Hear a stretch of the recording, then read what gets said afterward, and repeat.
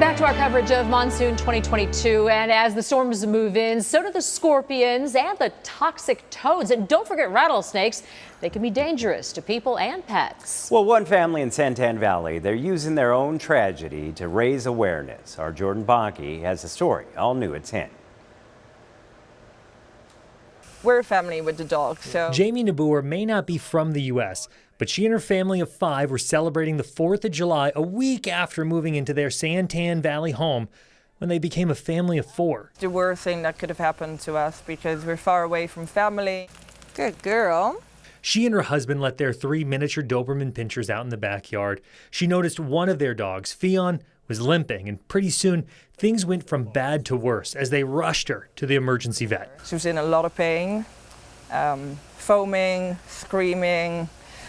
I'm surprised we haven't got a ticket. Jamie says it wasn't long after they left the vet when they got a call that Fionn wasn't going to make it. Less than a month into their new home, with a new memory they'd like to now forget. So we found the toad just like stuck here in a basket. She's not sure if it was a scorpion, snake, or Sonoran desert toad that led to her dog's death. But Jamie says that there's a saying in her home country of the Netherlands, warning one human can help 2 others. So she wants other pet owners to know of the potential dangers of the common western diamondback and how deadly a Sonoran desert toad can be. Anybody that ever touches these, you've got to wash your hands.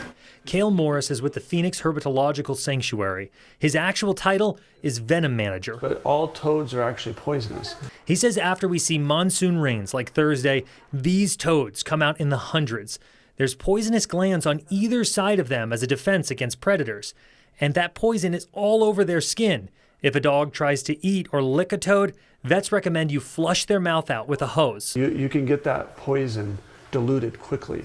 Now, Jamie doesn't let her dogs off the leash, even in her own backyard. We can narrow it down to toad, scorpion, or snake. In Santan Valley, Jordan Bonke, ABC 15, Arizona.